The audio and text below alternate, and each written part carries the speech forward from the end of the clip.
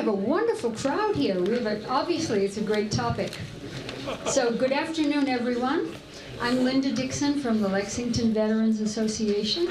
We're delighted to welcome you. I know we have, I think, at least 10 guests who are a welcoming party, a fan club for our speaker. So I know he's going to get a very good reception, and we welcome all of the Bob Lewis fans with us today.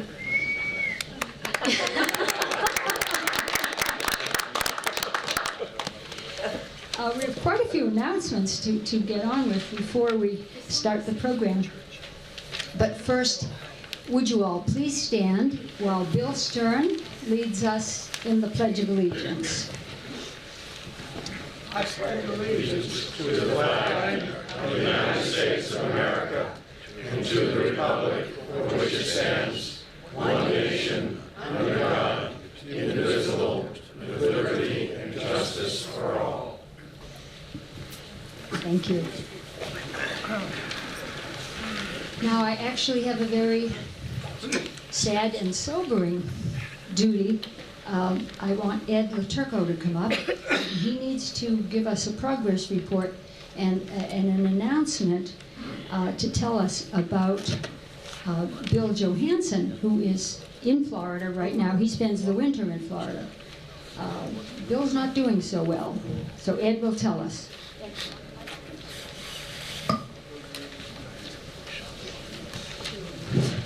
How many people in the room know Bill?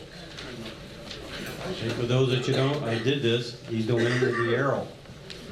He was our famous leader of the past, many years in the role of leading us in the LVA Association.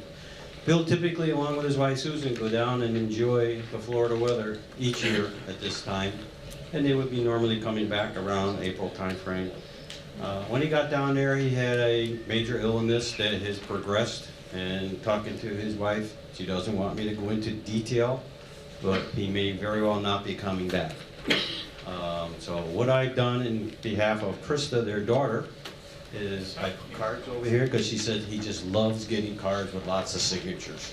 So if you haven't signed it, sign it. There's a couple exactly the same, just giving us more room to put a lot of signatures on it. So please do that before you leave. But she does not want phone calls.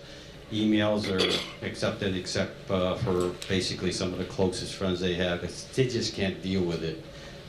There's so much coming in down there. He is at the condo hospice, where he's basically stationed, has been moved to the condo, so he's relaxing there, mainly because they're trying to get him to eat, things like that.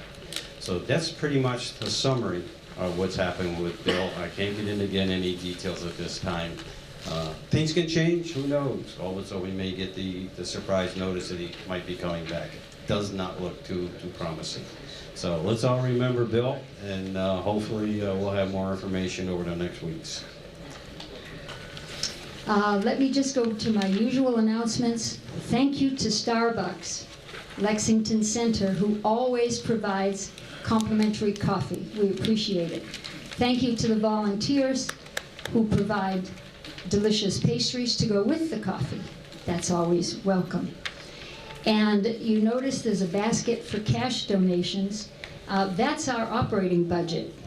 We have no budget as a nonprofit organization. We have modest expenses, but we do have some. And the donations that you put in that basket allow us to operate. I see many of you have responded to our email and put lots of stuff in that blue box, which is for the Bedford VA. We are now collecting greeting cards that you receive in the mail from all those charities, magazines, calendars, any of that stuff is most welcome. And on that note, Pat Costello just wanted to say a few words. Pat is our liaison to the Bedford VA. She takes all this stuff and trucks it over there. We're very, very grateful for it. But there are a couple of caveats that she just wants to go over. Thank you very much for your wonderful response here. The cards and calendars for this year only, 2016, please. But going through the magazines, I noticed that several of them are quite old, and the VA will not take any magazines that are more than 6 months old. Even though you've got some wonderful National Geographic magazines that would probably be important forever, they're not accepted. So in the future, we'll still have a blue box out here. We're still looking for cards, calendars, and magazines that are no more than 6 months old. Also, for this time around, by the way, Peter's going to be weeding through them and taking the older ones to the library, and the library will make use of them, or the library here in Lexington will make use of them. But there are a couple of things that I wanted to talk about. And I'm one of the AARP tax volunteers, and if you haven't already done your taxes, I think you should know about, and also maybe would be good information for your neighbors to know about the circuit breaker. The reason I'm bringing this up is because we've had people come in who were eligible for the circuit breaker tax credit in Massachusetts who did not know that they had been eligible the last 3 years. And so if you have not been and are eligible for the credit, it's important that you know about it because it means a check this year for up to $1,070. And for those of you who live in Lexington, you can find a brochure like this at the town office building. It's right inside the brochures that are right alongside the door. It lists all of the tax relief programs that are available, not just for seniors. And there's another one of them that's in here is a deferral. It's tax deferrals, and if you're under 65 or over 65 rather, and your income is under $65,000 a year, you can defer your taxes until such time as you transfer your property. And the interest rate this year is 0.25%. So you can see it's really a neat thing to know about. This also, a deferral is available for active military. And the interest rate on that one is unfortunately 8%, and it has to be paid off in 3 years. But one of the things that's sad about both of these deferrals is that if the person who's making the deferral passes away, the heirs are liable immediately for the amount of money that's been deferred, and at the interest rate is 16%, which is the same as if the taxes had never been paid.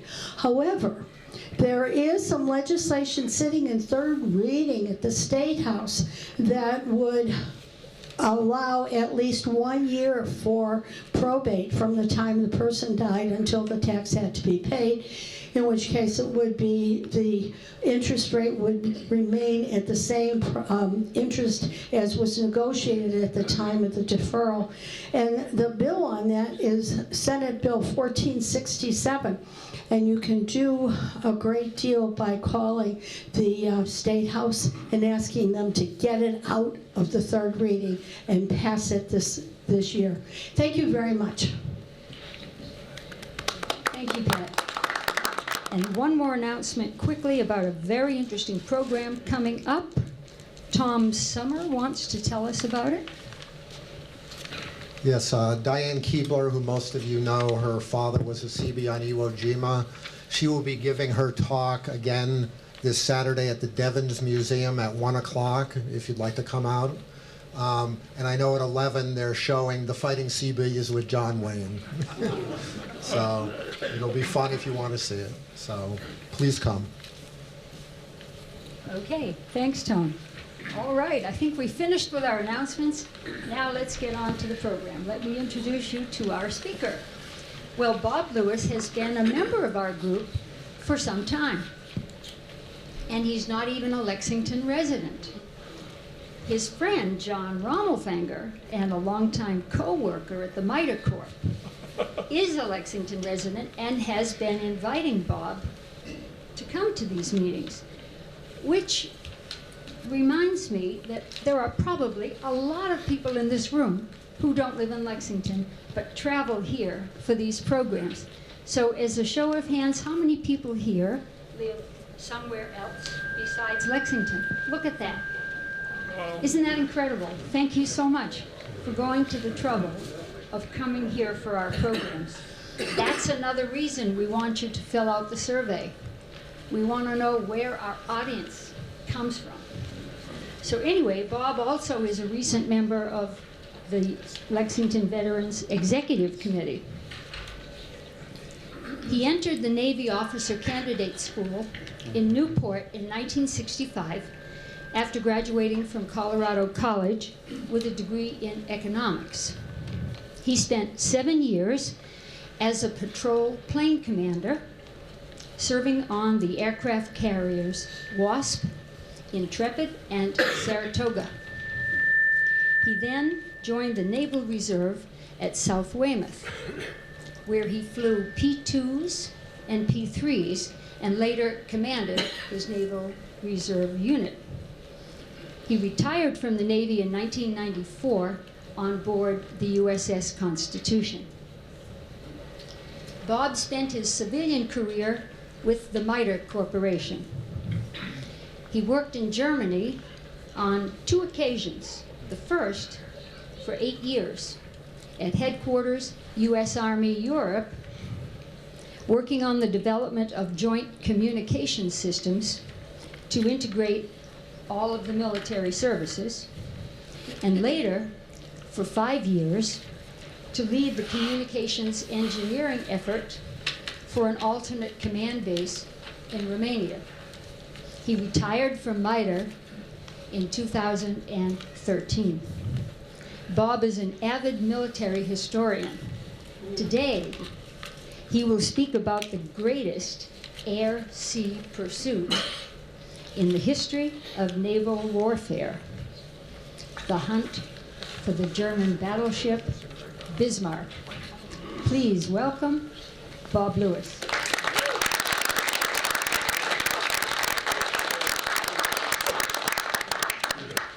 Thank you very much, and thank you for coming, and thank you for the invitation, and thanks to Ed for all his help in converting this to a presentation that will work on a Macintosh.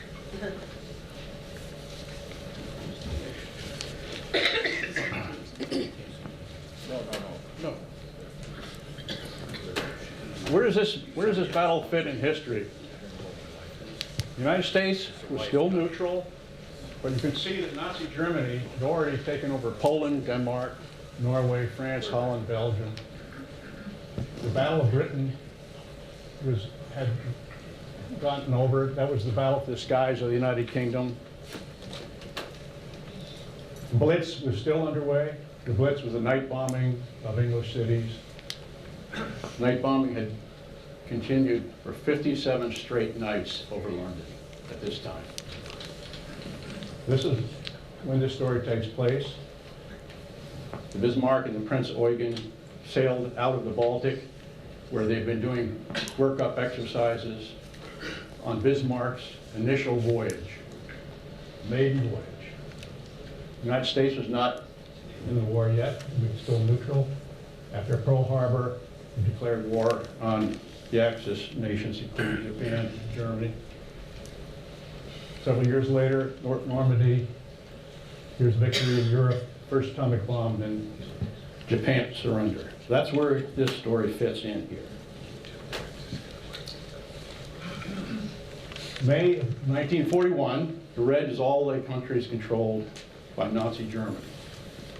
You can see Norway was controlled, Belgium, Denmark, Holland, France. England was all alone, but very dependent on convoys coming from Canada and the United States across the North Atlantic. The U-boats were sinking the ships at a great rate. And we had 2 interesting situations in Iceland and Sweden. We're both neutral at the time. The I hope I said Ireland. I think I may have said Iceland. I meant to say Ireland. Ireland and Sweden were both neutral at the time. Now Sweden, of course, looked at all these other countries that had been overrun and realized that Germany at any time could overrun Sweden as well. They were very concerned, very insecure about their neutrality, didn't want to anger the Germans. How many of you knew that Ireland was neutral during World War II? Yeah. You're going to learn something about Ireland.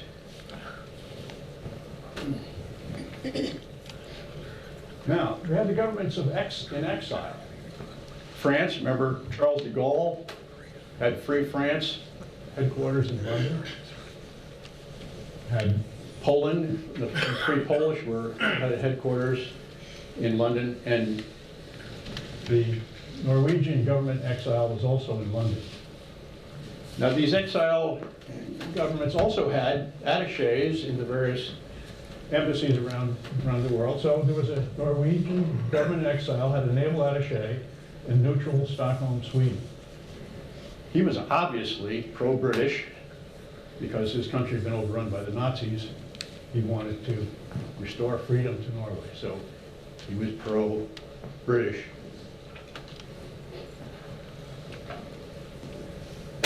The Royal Navy was overwhelming force compared to the German Navy.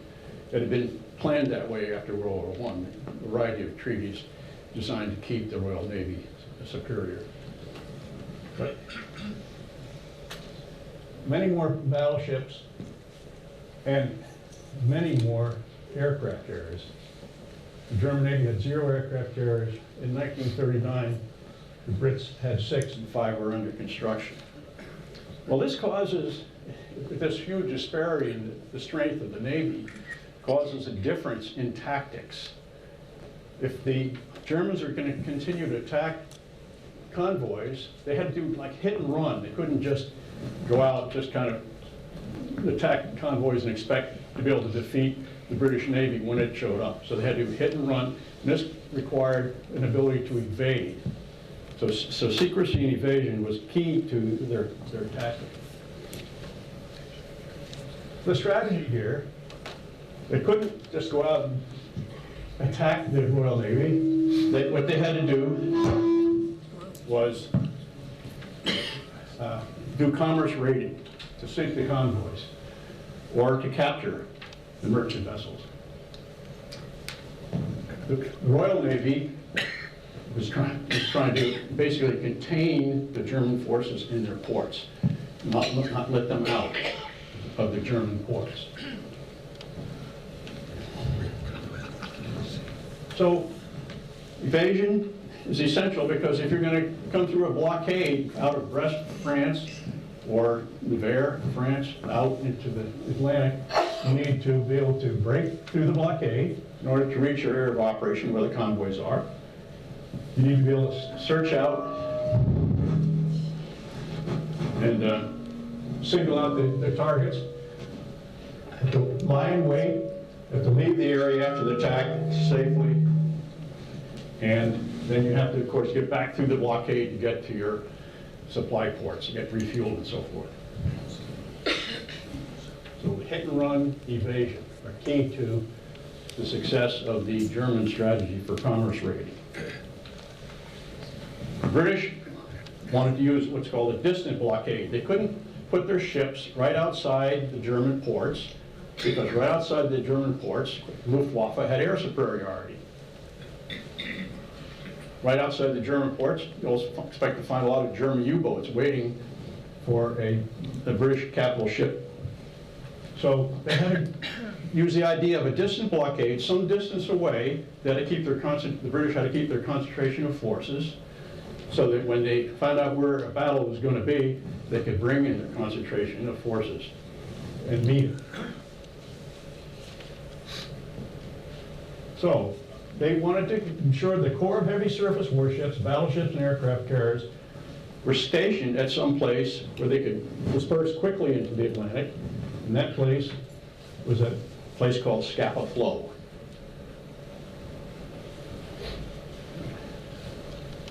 The base for the home fleet, British home fleet during World War II was a place called Scapa Flow. There's that little red mark there. It's in the Orkney Islands. As you can see, it's north of Scotland.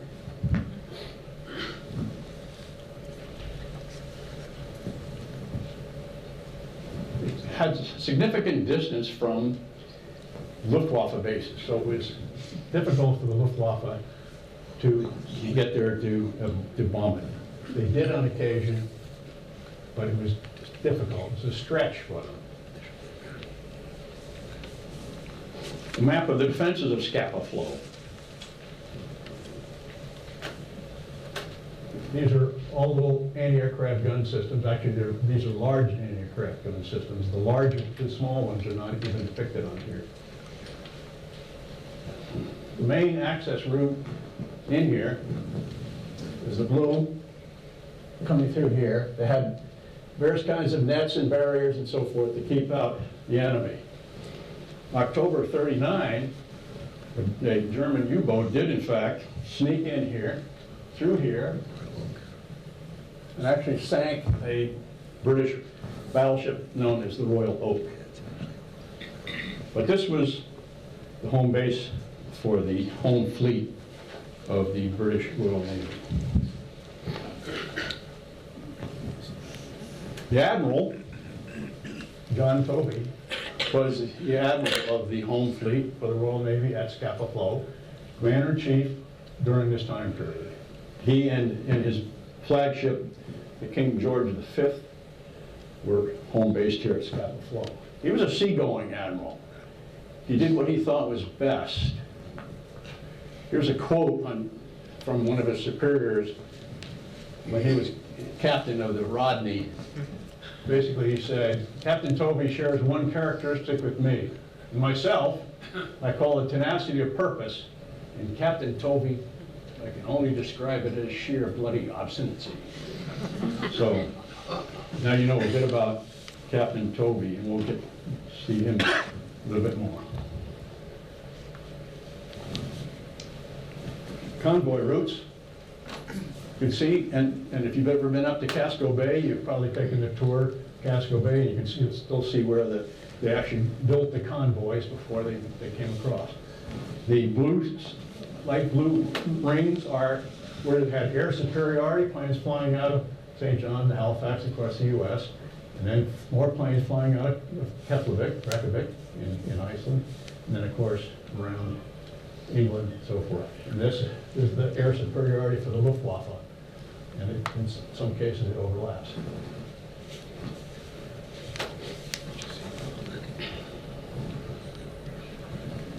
On the other side, Admiral Lutjens, he was the fleet commander of this operation that involved the Bismarck. It's called Rheinübung, which means Rhine exercise. He was chosen for this duty because he had successfully been a commerce raider in the past with a pair of German battleships. They had successfully sunk 22 merchant ships in the Atlantic before, so he got selected for this commerce raiding mission. He was assigned for this, two ships. Bismarck was brand new. It was on its maiden voyage. Prince Eugen was also a heavy cruiser, was also brand new.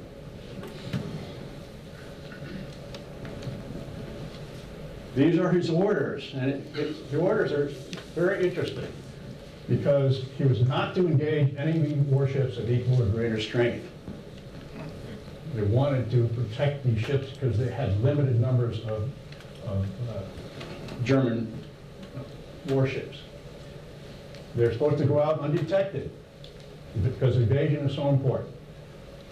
Attack the merchant ships in the North Atlantic.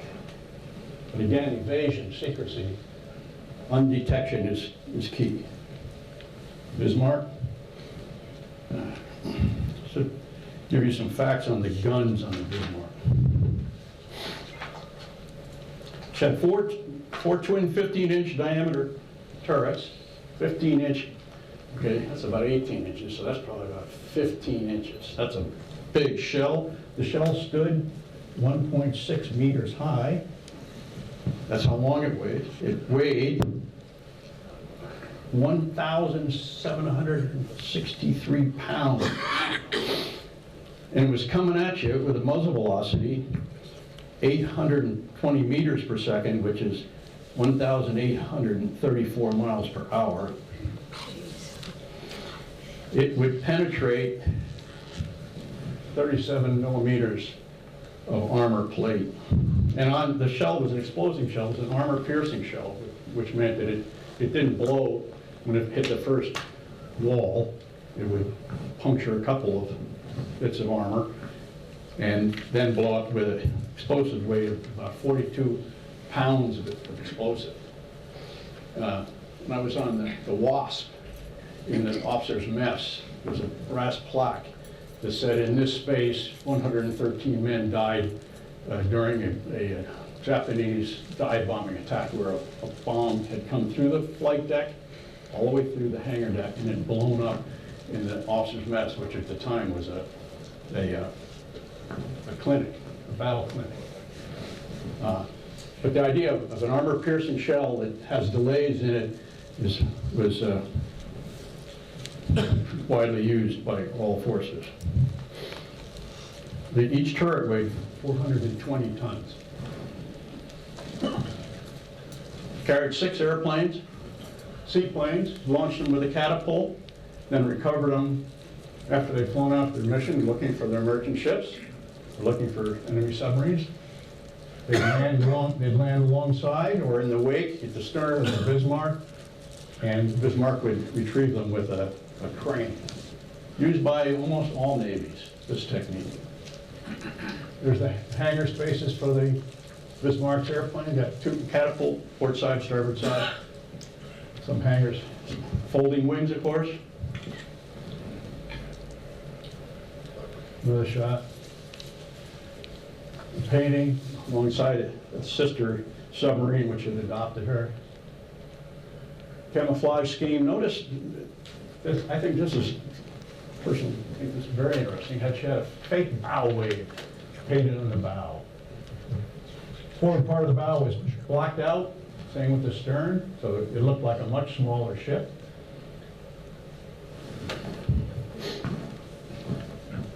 Just one, there you go. This was in the fjords of Norway later on. Those are the 15-inch guns. Here she is going down the Elbe River in Germany.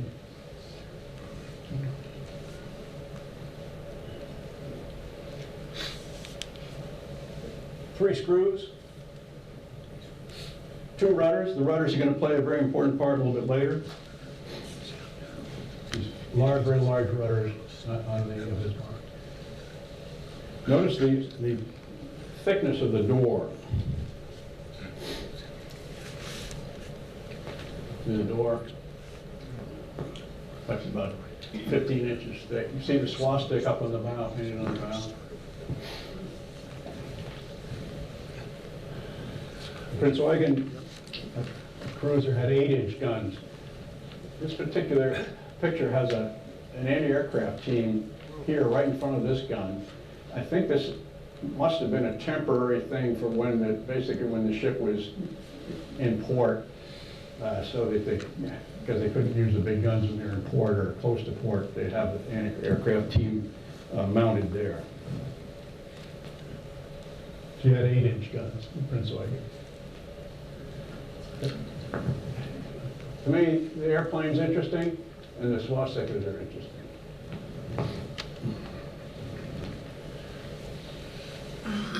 So, on the 18th of May, the Prince Eugen set sail from this place here in Poland, in Germany, it's Gottenhafen, set sail, and on 19 May, the Bismarck set sail. And of course, they're trying to get out here into the Atlantic.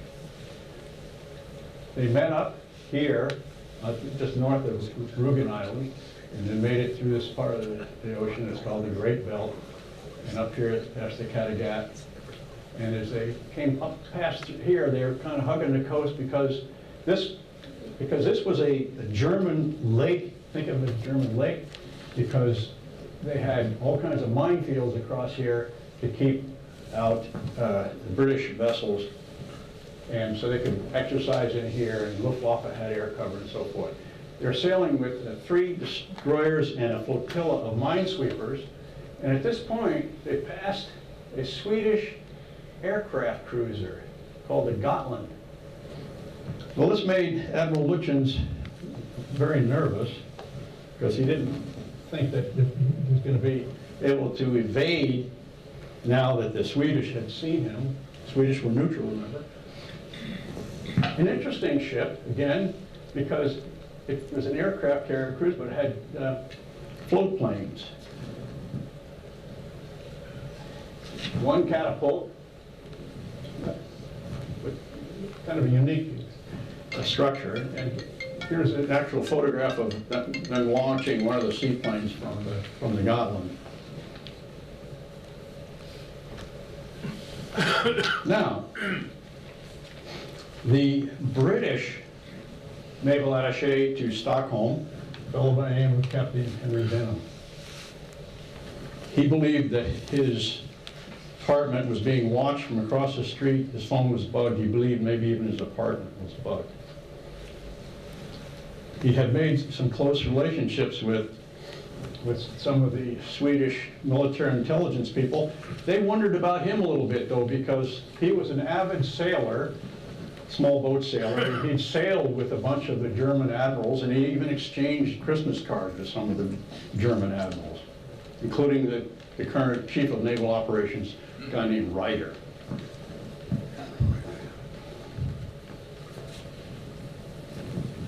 Sweden was neutral.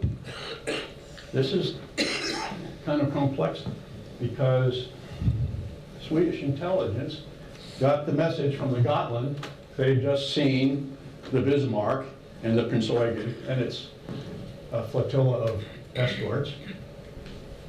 He passed it because he couldn't pass it to the British. Their protocol was they could pass it to the Norwegian government in exile military attaché, Colonel Lund. Then Colonel Lund could pass it to Henry Denham. Not in his home, of course. He had to go down to the embassy to get the message from Colonel Lund.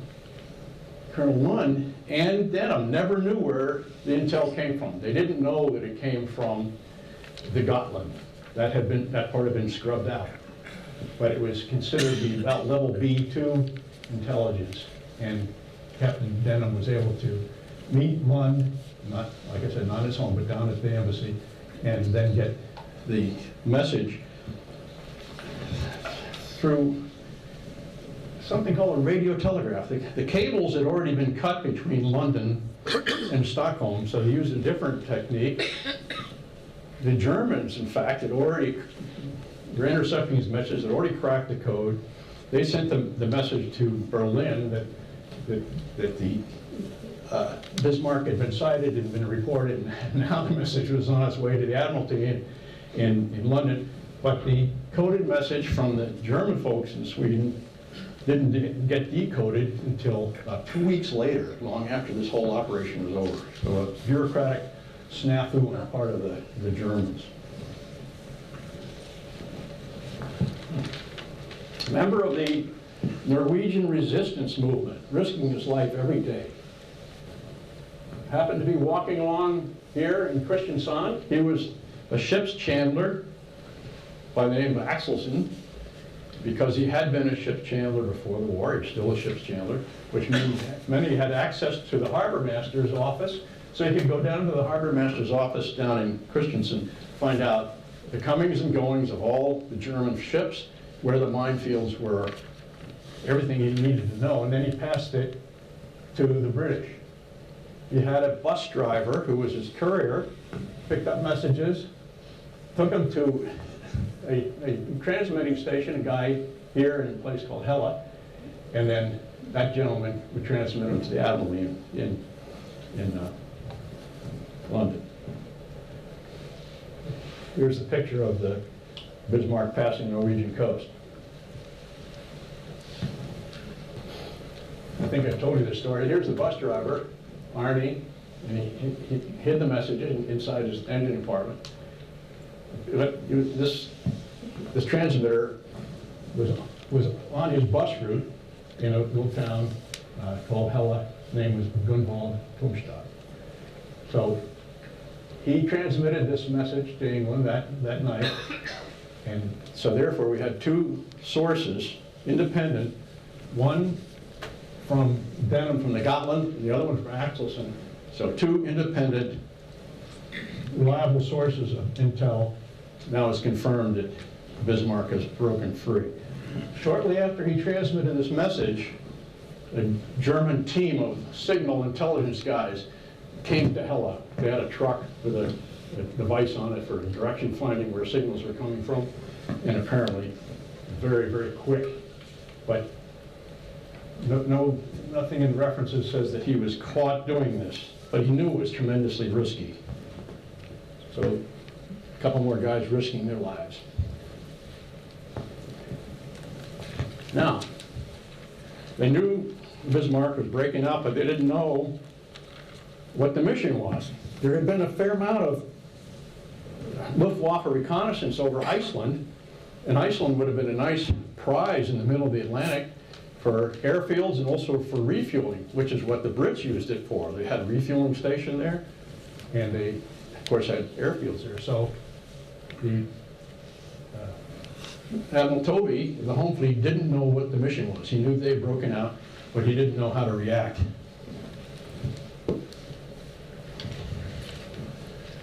So the Admiralty said, okay, let's go check out the fjords in Norway, find out what we can. So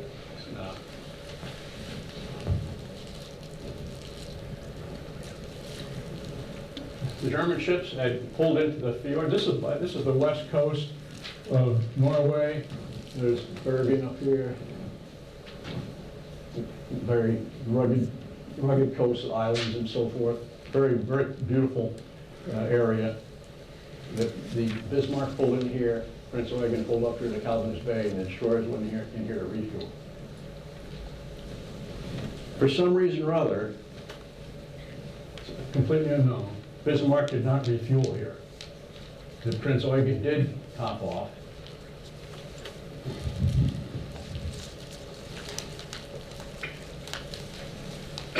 So here's the camera in the bottom of the Spitfire. He comes in, he breaks out 26,600 feet high. The clouds just break enough for him to find the Bismarck. And he took the pictures, and he headed back. So at this moment, he knew where the Bismarck was. No one else did. Because they had to basically take the film, develop it, have the analysts look at it, figure out what it was. This fellow by the name of Suckling, Michael Suckling, got back to his base, and his analyst, his photo analyst, developed the film, looked at it, said, yeah, I think that's a Bismarck. Admiralty wanted to do their own photo analysis work, so Suckling was the only guy available. So he had to fly down to the Admiralty, and that's another story in itself, because he ran out of gas, had to land short of London, had to get in the car, drive through darkened London, with a darkened car at 50 miles an hour to get it there. They confirmed that his photo analyst was right. Okay, so there's where we are, 21 May. So, because they had seen the photo reconnaissance of Luftwaffe over Iceland, they thought that invasion of Iceland might be the mission, or counter-raiding. They really didn't know what it was going to be. Now, I don't know if you've seen the movie Imitation Game. Yeah, it's really a fabulous movie, and I highly recommend it to you. It's fairly new. But a tugboat had been supporting Bismarck, had an Enigma machine, Ultra, translated it, and fed that information to the Admiralty. And the information was that the tugboat had brought 80 sailors out to the Bismarck. These sailors were prize crews. So basically, prize crew is, if you capture a merchant vessel, has some useful cargo on it that you could use for your own country, you put a crew of German sailors on it, and it flies back to the German, sails back to a German port. So because of this, the presence of the prize crews, Tovey concluded that the mission of the Bismarck was commerce raiding. So he had a puzzle because the Bismarck was up in here, say at the S in Wales. He had these various accesses to the Atlantic to cover. You had the Faroe-Iceland Gap, you had the Iceland-Greenland passageway called the Denmark Strait, and of course they could have come through here, but that's real close to Scapa Flow, not real likely.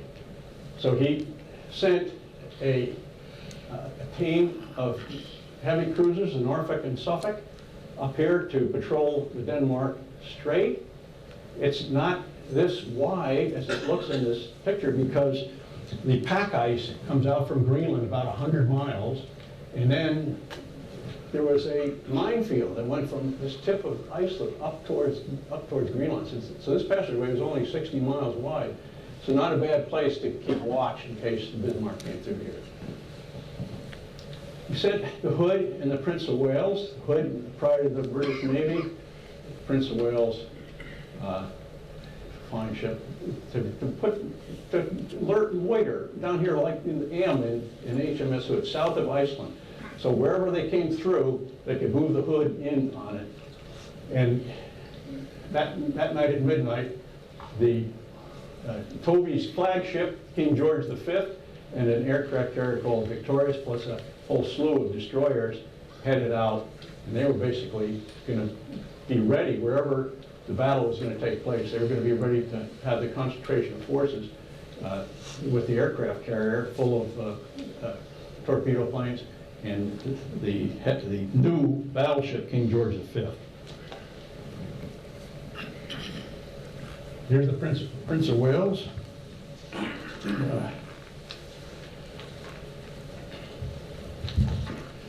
Let's read a bit about the Prince of Wales. Prince of Wales, brand new ship. Matter of fact, it wasn't finished. And that caused extensive problems. But it had 10 14-inch guns, one twin turret forward and one twin turret aft. The Germans misidentified the Prince of Wales because they didn't know it was complete. They kept identifying it as a King George V. That was its sister ship, same class, King George V class of British battleships. The Hood, last battle cruiser, known as the Mighty Hood, and was considered to be the pride of the British Navy. King George V, sister ship to Prince of Wales, and these were the most modern of the British capital ships, weighed 42,000 tons. Two heavy cruisers, the Suffolk and the Norfolk. And you know where they went? They went to the Denmark Strait.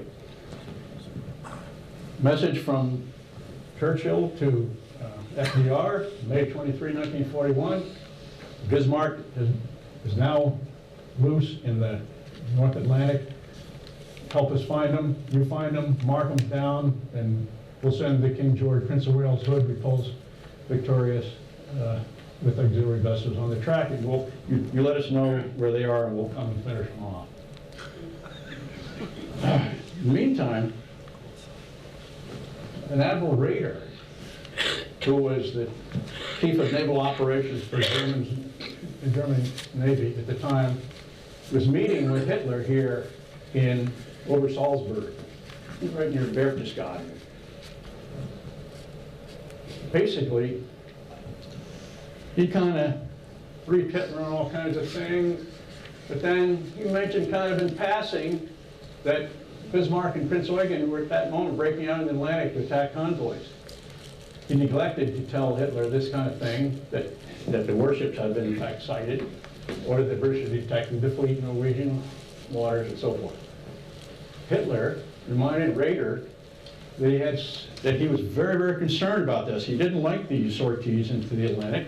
The biggest reason was because he thought that you might get into some kind of a hot confrontation with the United States Navy. Previously, Raeder had proposed U-boat operations in Halifax waters, and even the shelling of Aruba's oil refineries. And Hitler had shot down those proposals because of this problem. He didn't want the U.S. to give up its neutrality. It turned out that the battleships Texas and New York had already been sent by FDR towards the east. So FDR was not interested in neutrality. There's a couple of things I'd like to go over with you. One is this idea of crossing the T. This is classical. If you study the USS Constitution, you'll find out that the goal is always to cross the T with your ship. And what that means is the enemy ship is coming this way, and you cross in front of them, and you can then use both of your guns, or all of your guns, and he can only use the forward guns. And remember, on the USS Constitution, the number of forward guns is just minimal.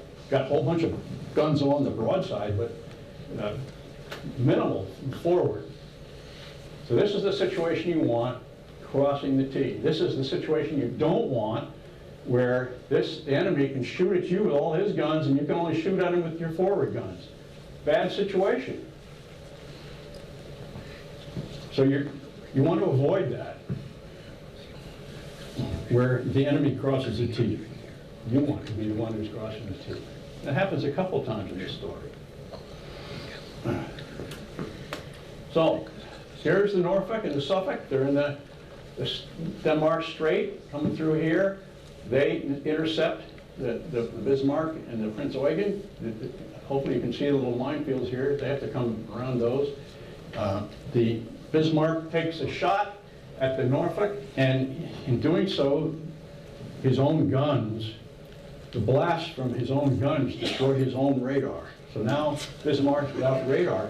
So Prince Eugen is directed to take the lead through here. The Hood and the Prince of Wales, of course, they get the message from the heavy cruisers, the Suffolk and the Norfolk, that are up in here looking for the Bismarck, and they come screaming over this direction to engage. Because remember, well, Nelson said, close the enemy.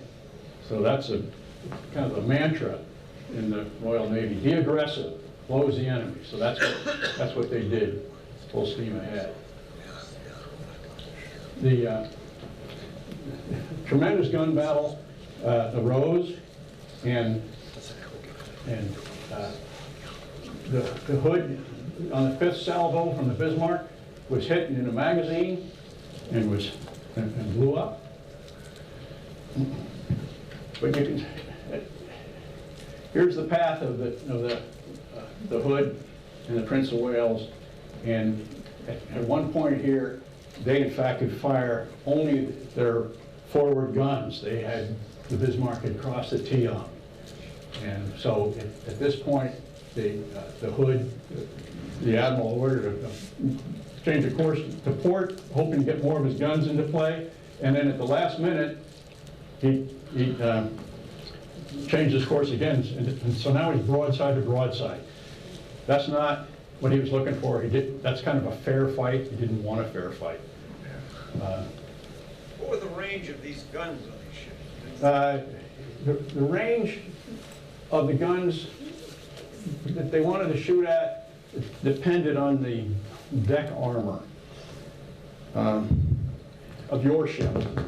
Because if you had very minimal deck armor, whereas the horizontal, then the enemy could shoot a plunging shot that would come through. The Hood had really strong vertical armor, and so that's one thought here that perhaps Admiral Holland was trying to close because he wanted to avoid the plunging type of fire because he had the better armor for direct horizontal shots. But they were fighting about 15,000 yards.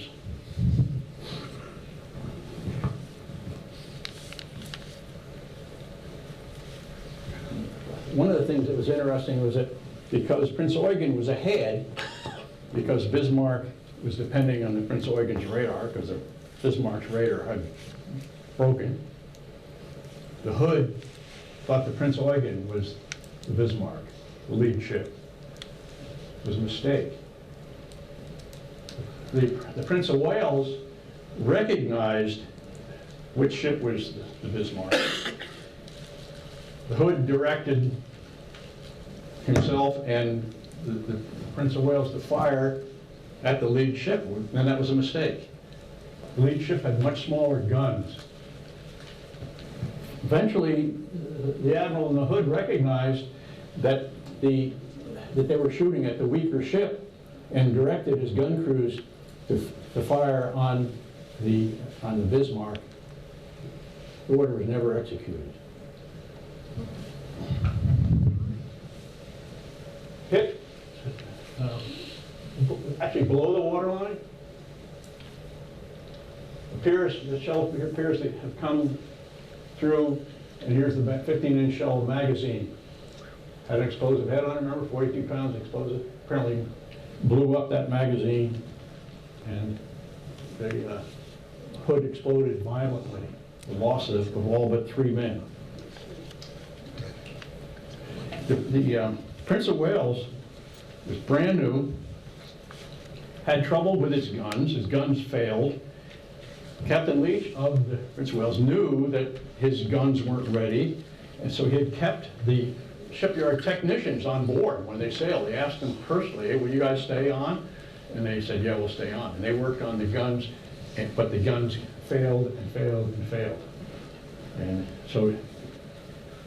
so here, after this the Hood blew up, the Prince of Wales was following pretty closely, had to actually turn violently starboard to get around the wreckage, and had very few of its own guns still working, and a shell had passed right through the bridge of the Prince of Wales, killing everybody except the captain and a quartermaster. So it was, all of his equipment was gone, and as you can imagine, a tremendous shock. But he basically had suffered significant damage, and his guns were malfunctioning, so he turned the guns that were blazing, still blazing, he turned and basically went away from the battle. Bismarck was damaged in the battle, and he conducted damage control, as you can imagine. One shell had gone straight through the bow, below the water line, so they took on a tremendous amount of water, and they also, some of their oil supply, fuel supply, got polluted by seawater. Sometime down the clock, the Bismarck split up with Prince Eugen. He went into some heavy rain showers. Basically, what the Admiral Lutyens decided to do with the Bismarck was he was going to sail it to France and get some repair. He thought that Prince Eugen could split off to continue the commerce rating, so that's what he did. He told them to split up, and they did this without anyone knowing it. The Bismarck escaped detection for a little while and headed towards the east to occupied France, and the Brits started a search now for the Bismarck. Bismarck's location at this time, location, attention, course, speed, were unknown for 31 hours. The Brits, of course, needed to find the Bismarck before it got back under the Luftwaffe air cover near the coast of France. How are they going to do that?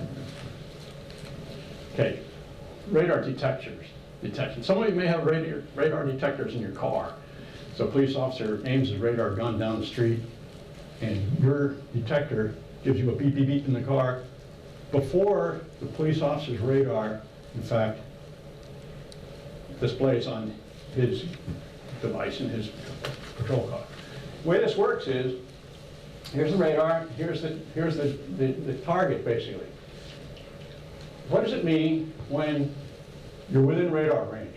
Well, you have some energy coming up from the radar, goes to the target, and some of it, not nearly most of it kind of gets sprayed out, you know, because radar kind of goes like this, right? So a little bit of it comes back, like this, and has to be detected here, on this sensor here, and then displayed on the scope. If there's not enough energy bouncing back, you're out of radar range and not detectable. Well, what happened was,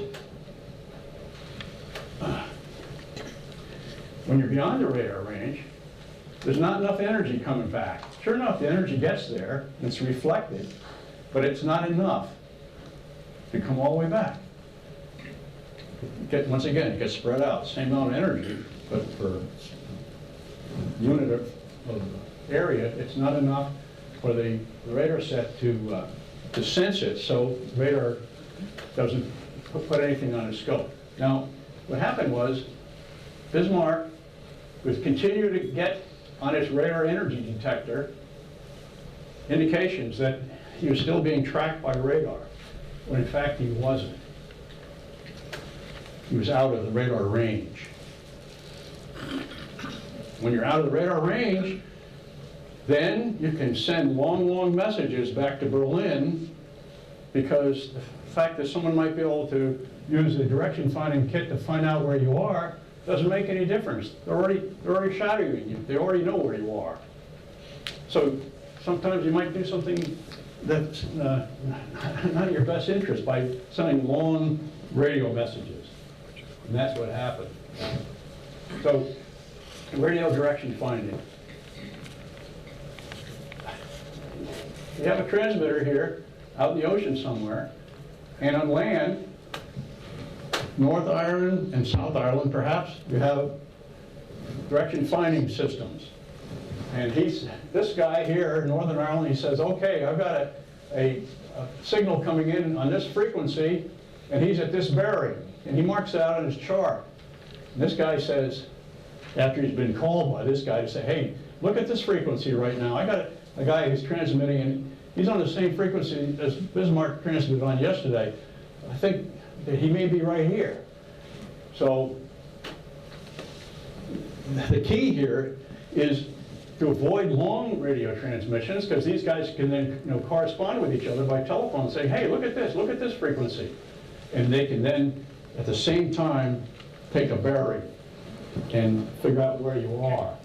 But the longer the transmission you make, the worse off you are. Toby's group was on radio silence for this reason. This may have hurt them, because Hollands, who was the Norfolk-Suffolk admiral, who now had the Hood and the Prince of Wales, his game plan was that the two cruisers would engage the Prince Eugen in the Hood, and the Prince of Wales would engage Bismarck. But because they were radio silence, that concept was never transmitted to the two cruisers. So they stayed way back, and they never engaged in that battle, and the Hood was lost. So this is how it works, ideally. Longer you transmit, more likely they are to get a good bearing on it. Doesn't mean that they could decode your message. That's different. Okay, a little bit on because we're going to get biggie here on torpedoes if we have time. In front of the torpedo is a detonator. Sometimes when it bangs against the ship, that sets off the fuse and blows up the warhead.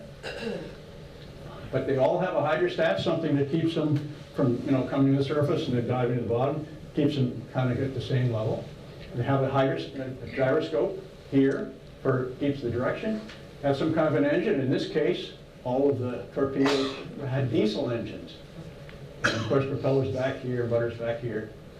The hydrostat is what keeps the desired depth.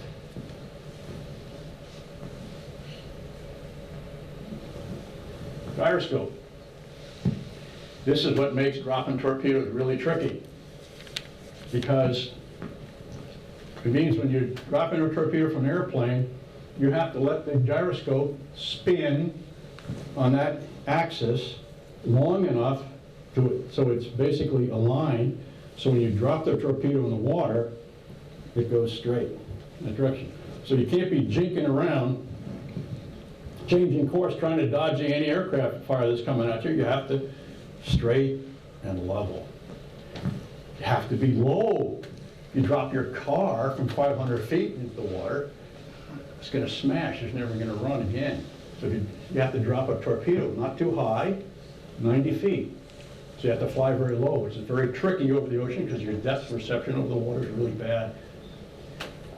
90 feet, straight and level, 90 knots. Same reason.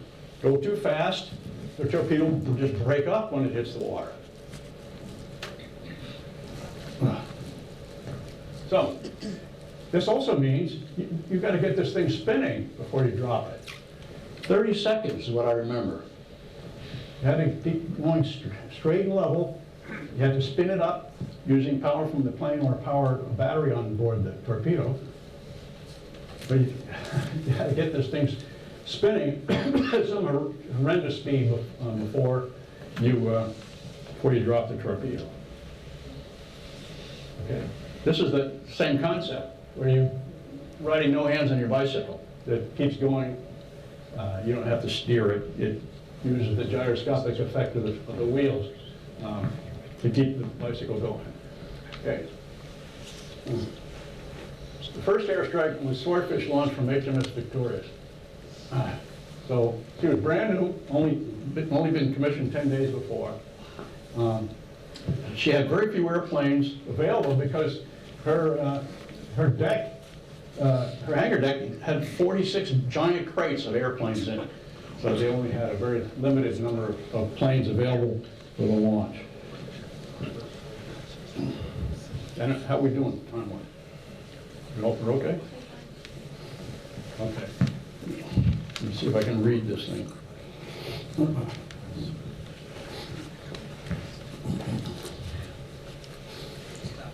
Of course, the reason they're trying to use airplanes is to slow the Bismarck down enough so that the big guns, King George V and so forth, can arrive.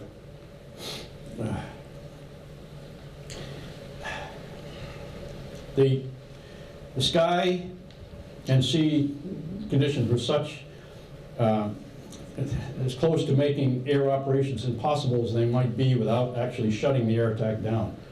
35-mile-per-hour wind blowing from the northwest, pushing the seas into 10-foot whitecaps. The sky was overcast and visibility was 10 to 12 miles. The Ark Royal's stern was rising and falling 56 feet at times, and the flight deck was slippery with sea spray. By the way, you don't get just pitching deck, you get a rolling deck too. Sometimes you get this strange corkscrew motion in the stern, gives you a challenge. It was difficult for the flight deck and hangar crews to even manhandle the Swordfish onto the flight deck, let alone carry out the necessary pre-flight preparations. The skipper watched from the bridge as 20 men moved the Swordfish laboriously from the hangar deck elevator to the takeoff position. Keep in mind that the deck is pitching.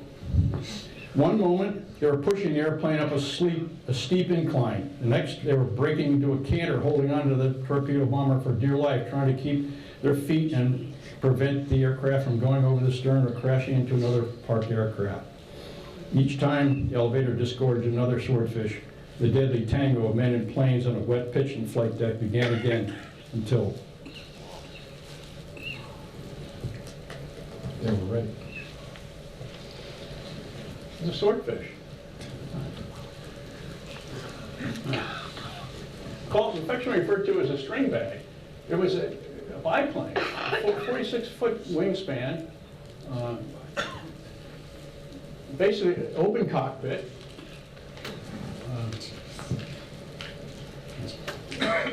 So these folks were sitting out here in the wind, in the rain. They spoke to each other through voice tubes. They did not have a voice radio. They had a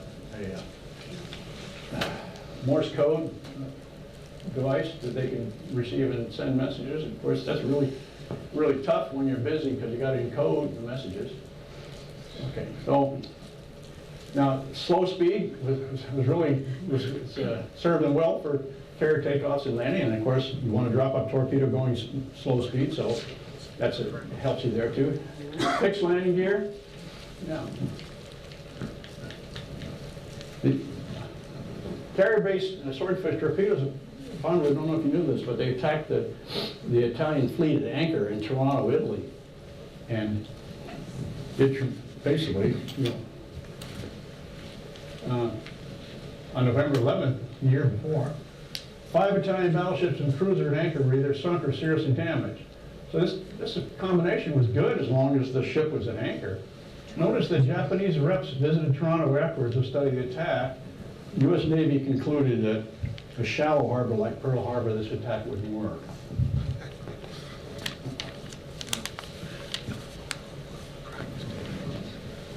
You like to come in groups. You usually have one senior guy can really an older, more steady hand maybe who's guiding the group.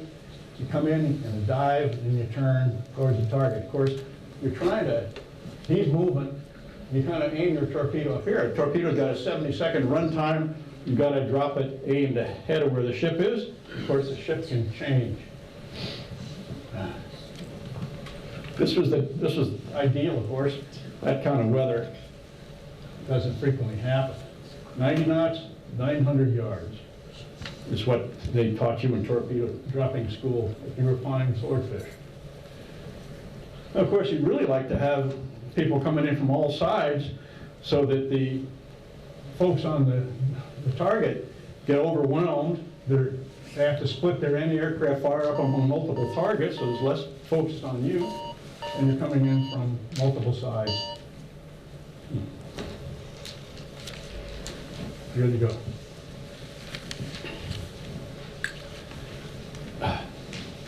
So, interesting about Ireland. Ireland was neutral, but Ireland had a secret agreement with the Royal Air Force to put in a seaplane base up here in this lake called Loch Erin, and here in this part of Ireland. The U.S. had given Britain these Catalinas for Lend-Lease, and FDR said, we've got to give them some experienced pilots to fly these things. So 12, 13 U.S. Navy pilots were assigned to provide training up here in Loch Erin. Well, part of the training meant flying patrols, and we were still neutral.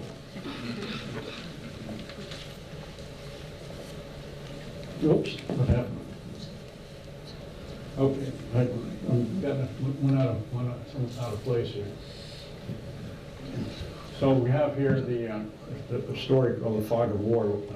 I have to slide out of place. We'll have to come back to it. But, there was a force. Here's the Rock of Gibraltar.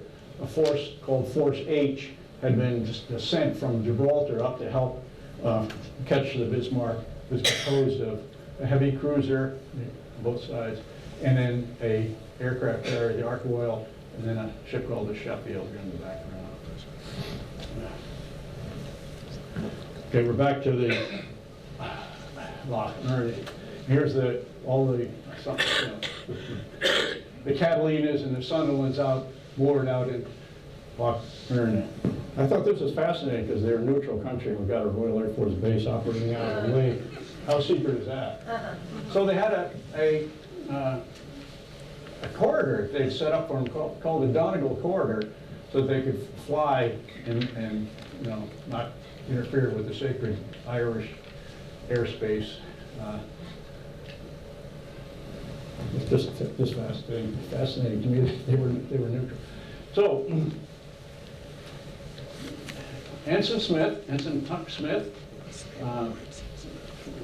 basically his pilot had gone back to get breakfast or something. He sees something, a very large ship. He's taken off, and he's flying in the patrol area that he'd been assigned. And so he saw this vessel over here in the distance. He says, okay, I'm going to spiral upward into cloud base and go along where they can't see me, and then I'll drop out and I'll be able to get a good look at them. Okay. But spiraling is tricky, as you can imagine, because there's the thing, as soon as you start to spiral, you're not looking at him anymore. And if you're spiraling up, you suddenly come out in the cloud, you don't, where really was he? And now you can't see him. And you don't, so, you can imagine. Briggs here, he immediately went aft to send the contact report. But the Catalina, in fact, didn't descend some distance away, descended directly overhead. Bismarck blasted away, put some holes in them. So Tuck Smith was now in combat with his country still neutral.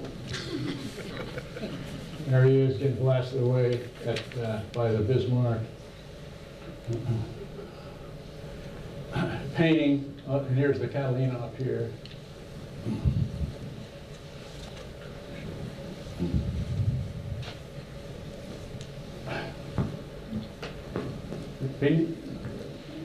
This was the French resistance part of the story.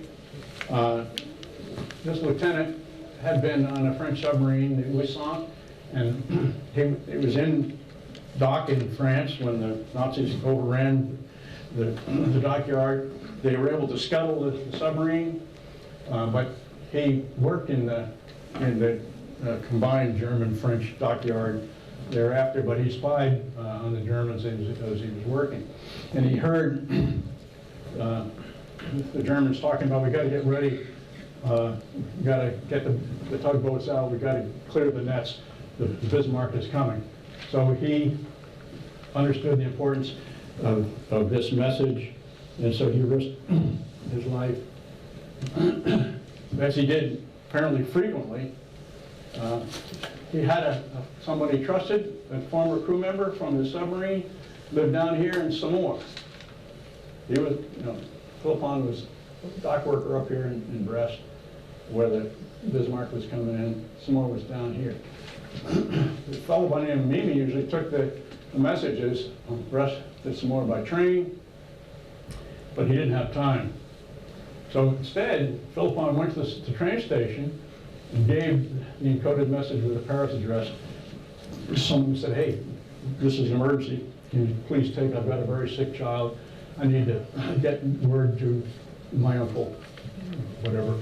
And can you take this to Paris and to this address? And people apparently were doing this a lot during the war, delivering messages. So sure enough, the person delivered the message, presumably to a Paris address, and the message got to the Admiralty.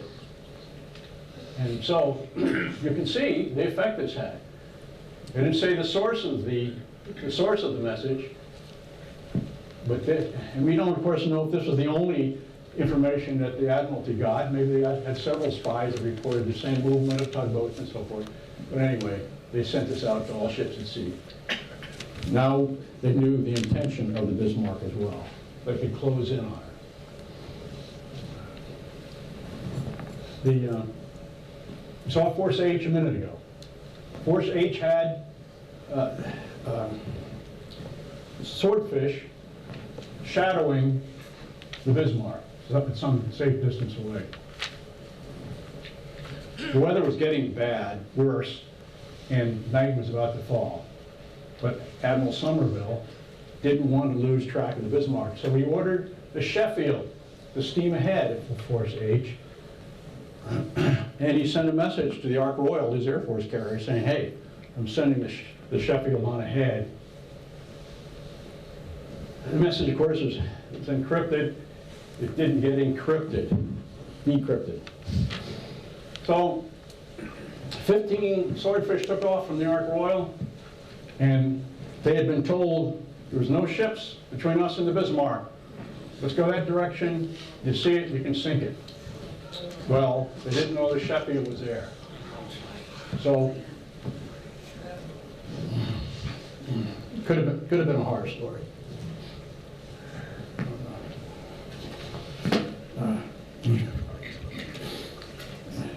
The Bismarck was estimated to be 52 miles distant. With a strong crosswind, the swordfish struggled to maintain course and keep speed at 80 knots. They calculated they'd be onto the Bismarck in about 45 minutes. The first aircraft in the number 4 subflight was equipped with a search radar, watched closely by its observer by the name of Cooper. As they droned through the clouds and mist, Cooper spotted something on his scope. Against the roar of the engines, he shouted the contact course and speed through the voice tube, connecting him to the observer, the pilot. Then he stood up into the airstream. Actually stood up in an airplane. Imagine standing up in a convertible going 100 miles an hour. They actually signaled the rest of his group, they're going that way. Well, it didn't really ring true to him. He thought the contact did not correspond with the position Bismarck has given to the pilots in the carrier rudder room. But as there were said to be no British ships in the area, it had to be German. Then they saw a dark gray shape on the sea sliding by gaps in the clouds. It looked more like a cruiser than a battleship. Was it the Prince Eugen? The Royal Navies took up attack position, dove through the clouds. They lost sight of each other. Fortunately, the Sheffield saw them coming. He saw them start to drop their torpedoes. The skipper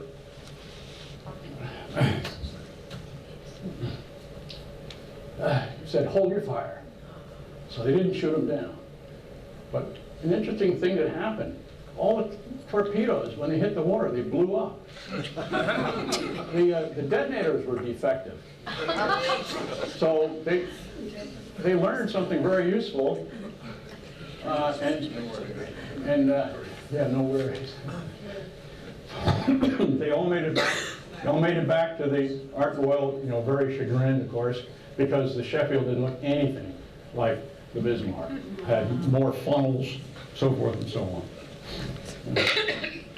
When they changed the detonators and the torpedoes to strictly the contact variety. This is the Ark Royal, brand new ship, 1938.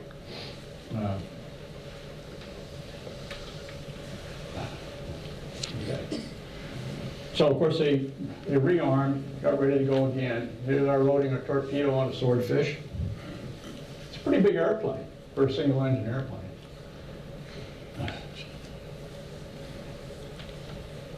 Here's just after takeoff, looking back at the Ark Royal. That's that day, and that's again the Ark Royal. Now here's what they call the tag, the air gunner.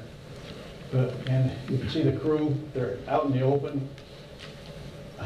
Another one, Swordfish lifting off from the Ark Royal. And then the Swordfish encounter heavy anti-aircraft fire. Okay, now, this is the actual paint scheme on those Swordfish on that May 1941. And you can read the French down here. It said they delivered the coup de grace to the Bismarck on 26 May 1941. Now, how many of you knew that Linda Dixon was an air gunner on a Swordfish? No. I don't know what's coming. How many of you knew that? Well, let me tell you, it's true. Linda Dixon. Linda Dixon, that was her station here. And Would Linda stand up? That's Okay. me. okay, now, I don't know what's coming. I'm telling you this story. How many of you believe it? Okay, I have proof. I have proof that it's true. Yep. Linda, machine gun, right here. Yep. Okay, now I'm telling you that I have proof. Now how many of you believe it? Oh, jeez, that's terrible. Nobody. I'm a Navy captain. You gotta believe me. Okay, so look close at the machine gun. Look close at the machine gun. Linda Dixon. Look close at the tail.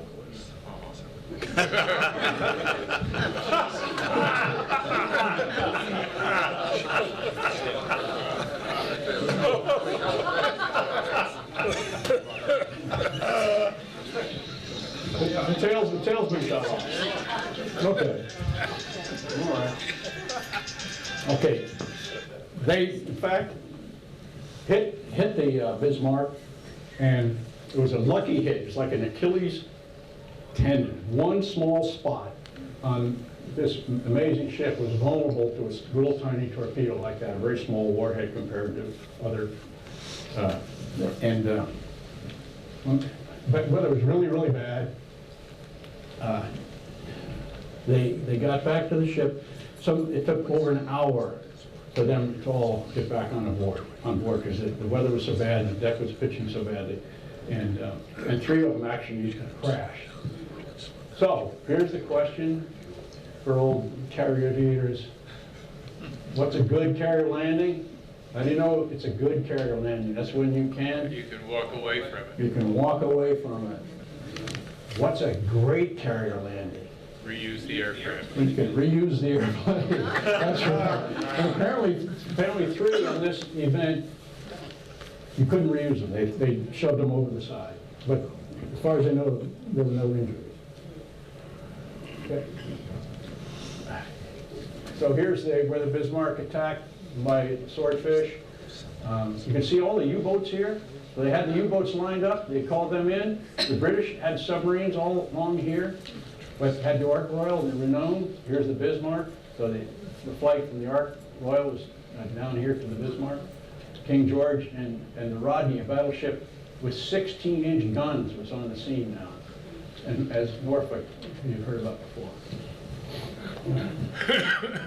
Through the night, the flotilla, the 4th destroyer flotilla, kept attacking the Bismarck.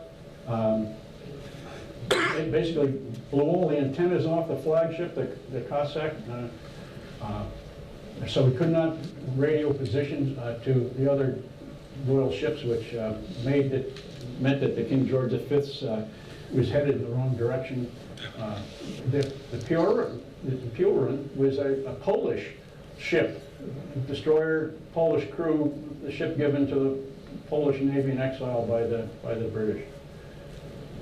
Sheffield got shot up, got too close to Bismarck, trying to shadow it, and Bismarck took a couple of shots at it and hit it with some splinters. Here's the Cossack, made night runs. Basically, the guns were ineffective against the Bismarck, but they dropped torpedo after torpedo after torpedo, attacking at night, and tremendous risk. The Sheffield, some of the splinters that came through the ship killed a couple of people. Here's the last day. These are the Rodney's guns. The Rodney 16-inch guns. Let me see if I have a picture of a shell from the Rodney. No, that's a 15-inch shell. There's the Rodney, 1927. Notice that all the guns are forward. All the big guns are forward. Very unusual. And apparently a miserably handled ship. But all the guns were aimed forward. There's a shell from the Rodney. When she fired, at first, Rodney's 16-inch guns caused extensive damage to itself. The concussion of the powerful guns prompted water pipes to burst, cast iron fittings and beams to crack, and tile decking to shatter. Hundreds of water leaks sprang up, bolts and rivets popped loose, furniture overturned, lockers and wires were torn loose, light bulbs and ceramic toilets were smashed, and urinals were blown off the bulkheads. That's a big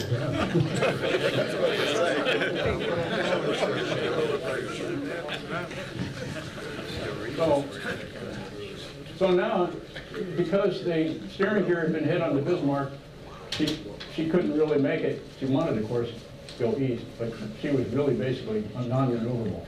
So she's coming up this way. The King George V is coming down this way, and the Rodney with those massive 16-inch guns is coming down here. The Rodney was very, very aggressive, and actually, really tried to close with the Bismarck.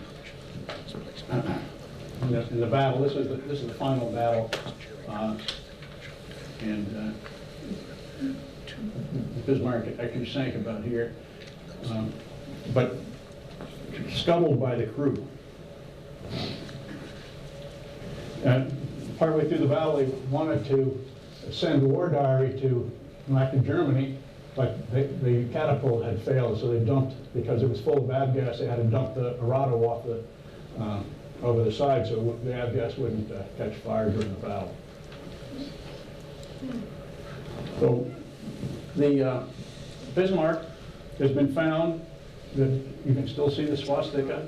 The big massive gun mounts basically were held on only by gravity, so when the ship started to capsize, these gun mounts fell off, and of course as soon as that 420 tons each came off, now the bottom was heavier, so it turned straight back up again. So it sits on the bottom up, you know, right side up. Those are paintings. This is why the salt in the sea lanes failed again, same as that failed during World War I. But it's one of the reasons they too late constructed the aircraft carriers. And of course, the detection was harder because the Royal Navy had better radar and better aircraft out on aircraft carriers looking for them. But later, towards the end of the war, oil and intelligence, superior oil supply and superior intelligence defeated them. Now, Sir John Tovey, who was the admiral, as you know, of the home fleet, King George VI visited him twice at it on his flagship, named after King George V. And the first time he knighted Admiral Tovey as a Knight Grand Cross of the Order of the Bath. And on the second visit, King George VI knighted Tovey as Knight Commander of the Most Excellent Order of the British Empire. So here are the two, here's the King, Admiral Tovey, and here's the two awards. And you can see him here on his uniform, one there, and one there. I like that hat.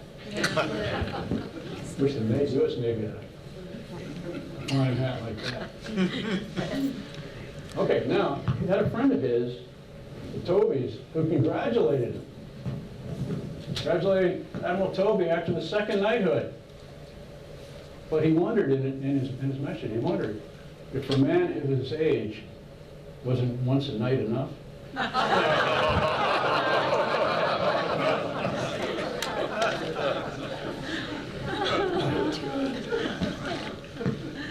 Now 1969, and West Germany wanted a destroyer, so had one built and had it named after the admiral of Operation Line Ubel.